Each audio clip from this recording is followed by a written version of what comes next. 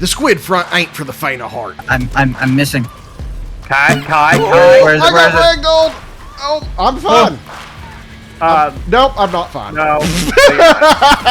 Between Fleshmobs running you down, elevated overseers taking your lunch money, and giant alien whales smacking the liberty straight out of you, there's a lot of ways to die against the Illuminate. My name is Commissar Kai, and today I'm going to give you all the enemy weak points, tactics, and loadouts that you'll need to fight the squids like an expert. Let's talk about why the Illuminate can be such a difficult faction for some Helldivers. To sum it up in 3 words, it's because the squids use what is called combined arms warfare. Now, I am fully aware that Helldivers can't read. Read a book.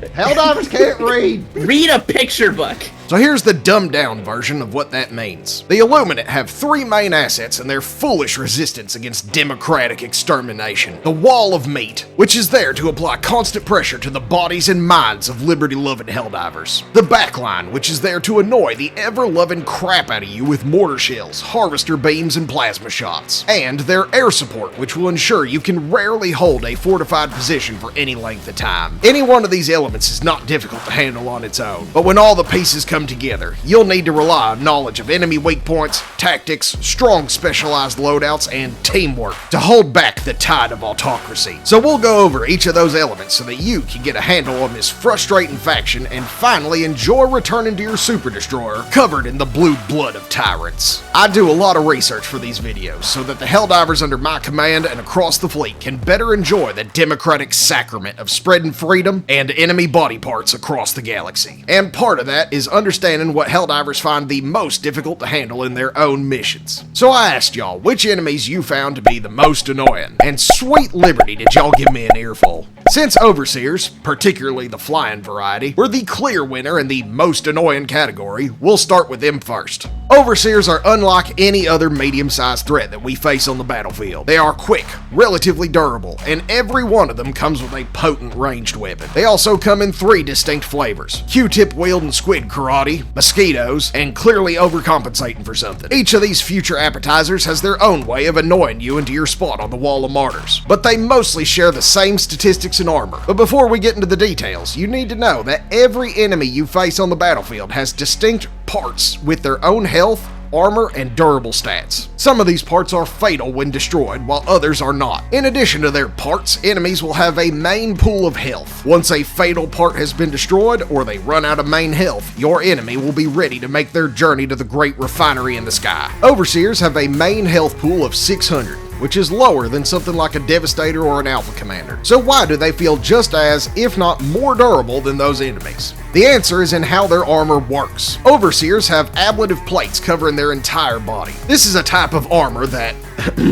prevents damage through the process of ablation, the removal of material from the surface of an object by vaporization, chipping, or other erosive processes. Or in terms that Helldivers can understand, big boom cause big hurt, so armor take big boom and fall off, leaving squid not hurt. For Overseers, they have ablative plates protecting them from big boo-boos on their chest, junk, and limbs. Their chest armor has 150 HP before failing, crotch has 200, and limbs have 100. All pieces of their ablative armor have an armor value of 2, so will only take 65% damage from light penetrating weapons and full damage from anything higher than that. Beneath their armor, their chest has 600 HP and is lightly armored. Their arms have 300 and are unarmored, and their legs do not have their own health pool, meaning once that armor is gone, all the damage you do will go to their main health pool. Their head is their primary weak point with no ablative plating, an armor value of 3, and only 150 health. So weapons like the laser cannon, Senator, or AMR are perfect for immediately removing them from the canvas.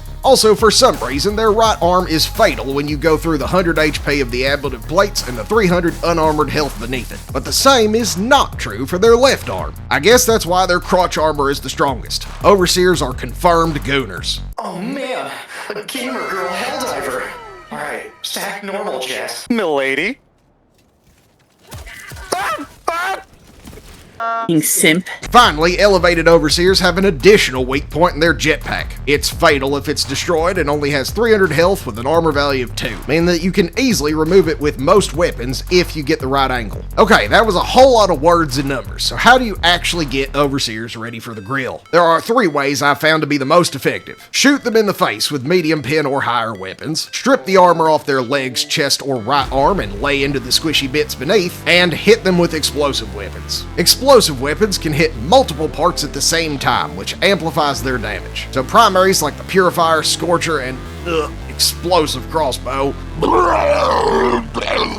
handle this enemy type exceptionally well. Prioritize crescent overseers first if you have a line of sight on them, since they are pretty accurate with those banana cannons. Then go for the mosquitoes to prevent the grenade spam and flank attacks. And just deal with the vanilla overseers whenever they get too close to avoid being bonked to death. Next up, we have the desecrated bodies of our former citizens, the Voteless. These are without a doubt the tankiest chaff enemies in the game, and can cause a lot of problems with the pressure they put on Helldivers through their sheer numbers. There's 3 types of Voteless: light, medium, and heavy, with the only difference between them being the amount of health that they have. The Short King former voters have 100 HP, medium have 130, and heavies have a beefy 160. All types completely lack any form of armor. Thankfully, all variants also share the same weak points and vulnerabilities, so here's a quick rundown. Voteless are unique amongst the enemies of humanity because of a special stat they have called Constitution. As best as I can tell, this is essentially a second health pool tied to their chests. For example, a light variant has 100 HP, but doing 100 damage to their chest will not put them down for good. Instead, they'll begin to bleed out from their second health pool. So if you've ever wondered why they'll continue to charge at you after putting a high-powered round through their chest, this is why. If your weapon does enough damage in one shot to go through both quote-unquote health pools, it will put them down for good. But this does make them very tanky for such a low-tier chaff enemy. The best way to handle them is to either target their heads for an instant kill, or their legs, which will drastically slow them down and cause them to bleed out over a short duration. You can also use gas and fire to great effect against them. A single instance of being set alight will bring down even the heavy variants, meaning weapons like the Torture, Crisper, or Incendiary grenades are fantastic for baiting these mindless instruments of tyranny back into democracy's peace. The second part of the wall of meat is the undemocratic amalgamation of former citizens, the Fleshmob. As far as I'm aware, this is the only enemy in the game that completely lacks any form of weak point. It is just a meatball with a massive 6,000 health pool that lacks any armor. To really drive home just how tanky 6,000 HP is, it is the equivalent of 2 Chargers, 1.5 Impalers, and a little over half of a Factory Strider. Unless you're dumping a 500 kg directly on their heads or nailing them with an ultimatum shot, they'll just waddle it off like nothing happened. Breaking their legs will not prevent them from charging, and breaking their arms will only stop them from flailing at you.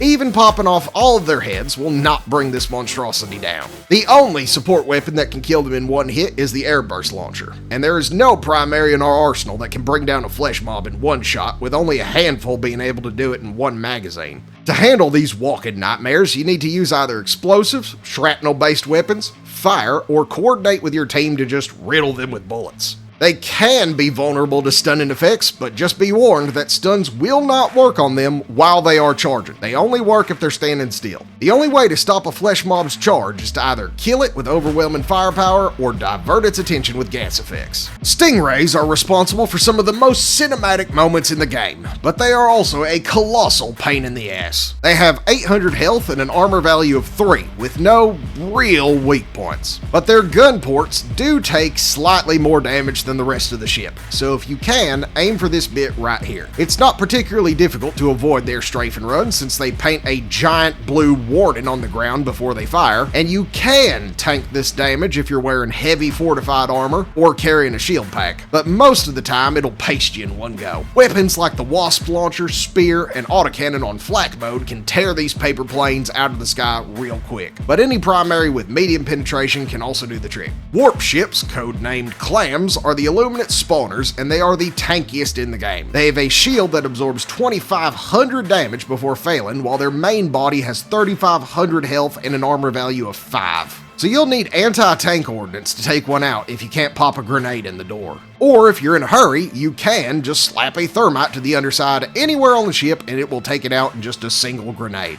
even while the shield is active. No, I do not know why this works, but I'm thankful that it does. Once alerted to your presence, these clams will start spitting out Voteless and Overseers of all varieties until they're destroyed or you get out of range. I can't confirm this beyond a shadow of a doubt, but it does seem like they will spawn more enemies than their counterparts on bugs and bots. So if you're fighting near a clam base, be sure to take them out quickly before you can get overwhelmed by pretentiousness. The last thing I'll mention about them is that you can see exactly where they are located on the minimap, which helps a lot when it comes to planning your attack. And they will not get alerted to your presence unless they hear you firing nearby, meaning you can sneak right up to them and slap a thermite on the side. While they're not really an enemy per se, enemy Tesla towers deserve a brief mention. These tyrannical human zappers are weird because when it comes to stats, they have no health and no armor that I can find. Instead, they can only be destroyed by weapons and stratagems that have a demolition force of 30. If you're wondering what in the democracy is demolition force, it's basically a weapon's ability to blow things up. For example, the Eruptor has a lot of demolition force due to its explosive nature, while the Deadeye has very little. The inferior Squid technology doesn't hit quite as hard as what Helldivers are packing, but it'll still zap the Liberty straight out of you unless you're wearing arc-resistant armor. Also, like Terry, who will sometimes respect you if you grovel in the dirt near him, his evil twin will also not zap you while you're laying on the ground. I did the reading for y'all and discovered that you can avoid being shocked to death if you dive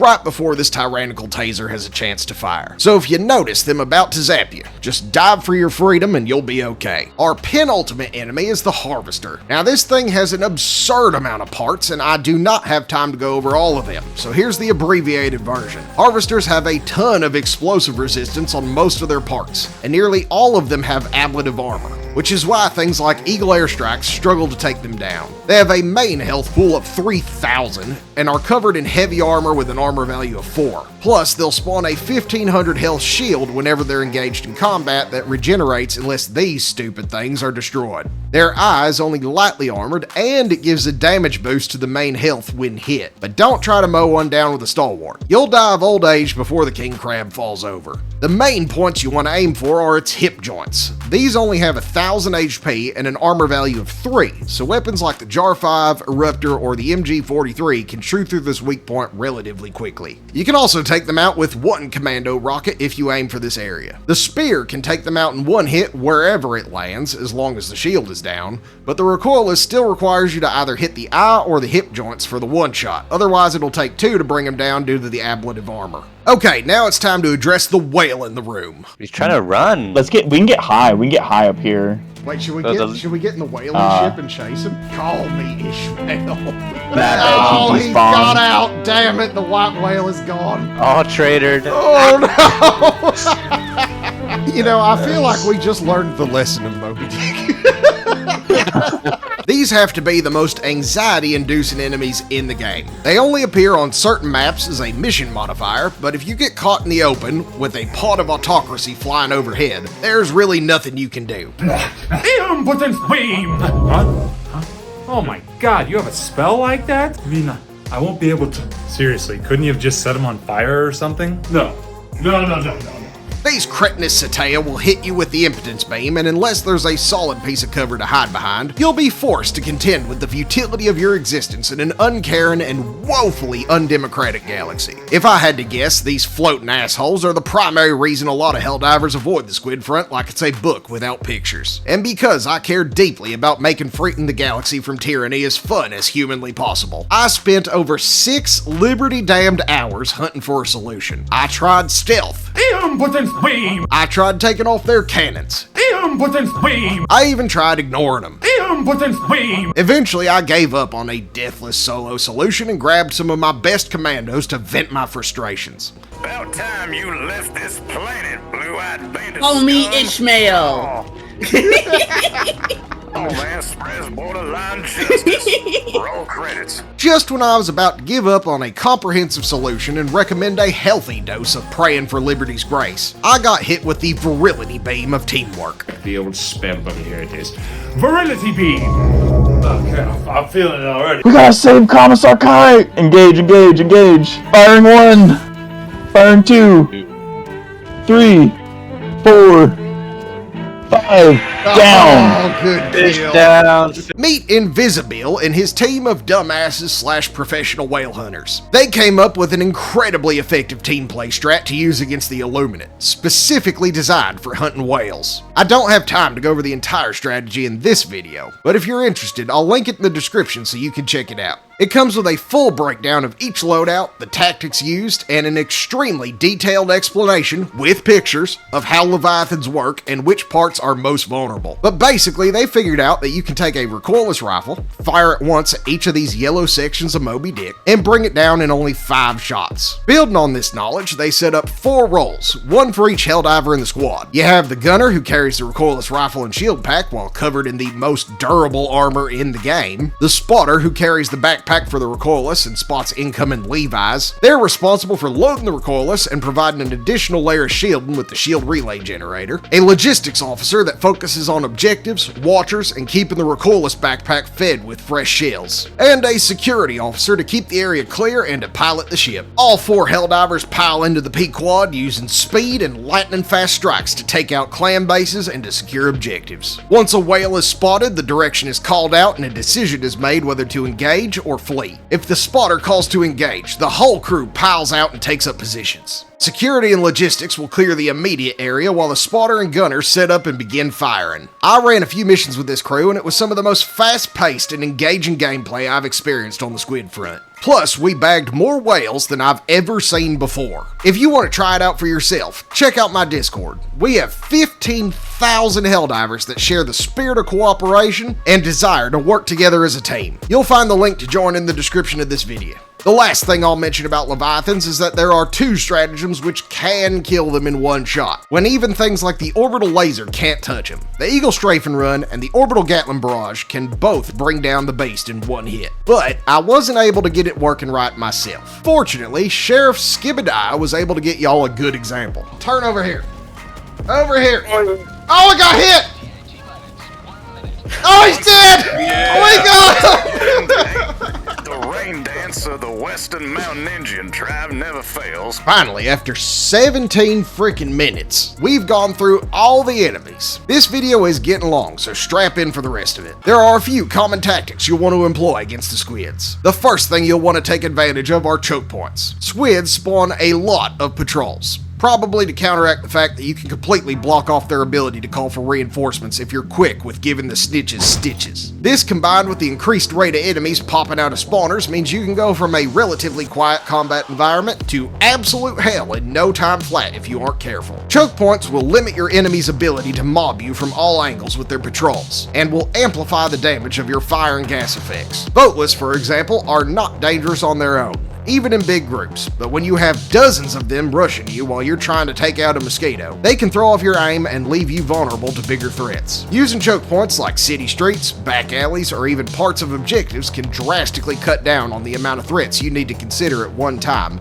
and make your liberating much more enjoyable. Similar to how you use choke points, you can also use corners for a similar effect. You have a big mob chasing after your voter registration, turn a corner and lay down either a gas or fire effect. This will let you get a handle on any mosquitoes running you down while the wall of meat is discombobulated and on fire. From here, you can lay down all your heavy ordnance and get control of the situation before pushing back the tide. The next tactic you'll want to employ is using distractions. Squids, like all enemies of humanity, are incredibly stupid. For example, if you throw a minefield to block off a point of attack, once an incoming patrol sees the mine carrier that the mine's arrived in, they will rush it like it personally insulted their mother, giving you both a big kill streak and a chance to escape. You can use sentries like Matilda, Gary, and Terry to great effect in the same way. Toss them outside of an objective and lay low while all the squids rush for their chance to be enlightened by liberty. Of course, you can still use sentries like you normally do, but if you need an escape or to divide the squids' attention, this is a great way to do it. Finally, for our tactics, you'll want to use your team. Splitting up on squids is a terrible idea unless you are supremely confident in your ability to not get bogged down in a big fight. It is much easier to stick with your teammates and focus fire on individual targets. The easiest way to do this is to ping whatever enemy you want dead while following your team around. That big red target floating overhead is a subconscious cue to your teammates to shoot it, but it's even more effective when you find a corner or choke point to lead the horde into a kill zone with the rest of your team. Here's an example of my team of newbies panicking before I take control of the situation position and get them to focus their fire. Throwing down a machine gun sentry. Yep, throw down your area of effect stuff and keep them back. Hearts are down. Nice. See how easy that was? We just went to a choke point, we turned around, and now they're all dead. Alright, now that you know the basic tactics, let's talk about loadouts. This was another one of the big complaints I got since the Squids have a lot of different types of threats that need to be handled in particular ways, making it harder to build a take-all-comers loadout when compared to other factions. I'll give you 3 that I found work in both solo and team play. The first is a stealth loadout, which aims to avoid big fights through distractions and mobility while still carrying the firepower required to clear objectives. Stealth works a lot better than I expected on this front, but there are 2 things you need to be aware of. Stingrays will always know where you are. This is annoying, but as of right now, it's just how things work, so we have to deal with it. So if you want to have a good time stealthing, be sure you have a weapon that can handle them quickly, and you can do it in a place that is unlikely to aggro the swarm. The second is that Leviathans are a huge frickin' problem. You can hide from them to a degree, but once they aggro onto you, you'll just have to wait for them to float on by before resuming your mission. Okay, with that disclaimer, here's what you'll bring. For our primary, we're bringing the R6 Deadeye. This weapon does a massive 300 damage and has an excellent selection of scopes for long-range engagements. It can pop an Overseer's head in one shot and does enough damage to put down any Voteless in a single hit. But the Deadeye cannot easily handle hordes or Fleshmobs, so we're pairing it with the Crisper to give us easy access to flame effects. If you aggro a horde of Voteless, spray some fire on the ground and let them walk over it. They'll die and you'll keep your sound profile low. It can also deal with Fleshmobs, but it takes 6 applications of the flame effect to bring one down. So this process does take a while. In our grenade slot, we're taking thermites. You can use these to soften up Fleshmobs if you need to, but their main use is for cracking clams. Our Deadeye is terrible at breaking through their shields, so it's much easier to just slap a thermite on the side and keep moving. For our support weapon, we're bringing the Commando. This quad-barreled rocket launcher can kill both harvesters and stingrays in a single hit, making it extremely valuable for not getting toasted. You can also use it to shoot into the doorways on clams. Finally, for our stratagems, we're bringing Gary and incendiary mines to use as distractions, and the jump pack to quickly get out of bad situations. This combination of mobility and distraction tools will let you zip around the map, taking out bases and securing objectives. Our next loadout is for frontline brawling. We'll be using the Breaker Spray and Pray to clear through Voteless hordes and to handle Fleshmobs. This thing is undervalued by certain Helldivers in the community, but it does a fantastic job of spraying down close-range threats. The main reason we're taking it over the Breaker with a drum mag is the sheer amount of magazines that it comes with by default. You'll get 9 total mags, with that number going up to 11 if you use the Siege Ready Armor passive. We're pairing it with the laser cannon, which is the most versatile weapon on the Squid front, since it cleaves through packs of Overseers, can burn through Fleshmobs, and even handles harvesters surprisingly well. Bring G10 incendiary grenades to abuse corners and choke points, gas mines to slow down the horde, and an orbital napalm barrage is a reset button in case things get too dicey. We'll also bring the bullet dog for a bit of extra supplemental precision firepower. Our final loadout is for you anti-armor enthusiasts. For this one, you'll bring the Adjudicator as your primary, which is an excellent weapon for both Voteless hordes and Overseers of all varieties. Your close combat weapon of choice. I prefer the sword for its sweeping strikes, but any melee weapon should work. And gas grenades to block up choke points and give you space to fire your recoilless rifle. For stratagems, bring Matilda for extra fire support, the orbital Gatling barrage to punish big groups or to pepper an outpost, and 1 flex pick. If you're on a Leviathan map, I'd recommend the shield relay, or if not, try out the Tesla Tower or gas mines for more control over the area. This is by no means a complete list of effective weapons, but it should be a good starter platter if you've been struggling against the Squids. The Illuminate are bound to get more enemy types, super bases, and missions in the near future. But worry not, my commandos and I will be there to meet tyranny wherever it rears its ugly head, and to drop a part 2 to this video. But until next time, this is Commissar Kai, signing out. Oh, I see. Oh, I do see. It's still going in circles. Oh, there it is. It is the Ghost Rider. Oh, it's different on each side. Okay. Hey, Yeah, hey, no, y'all line up next to me. We have to pay all respects to this miracle of democracy. It's true. Yep, there we go. Rest in peace.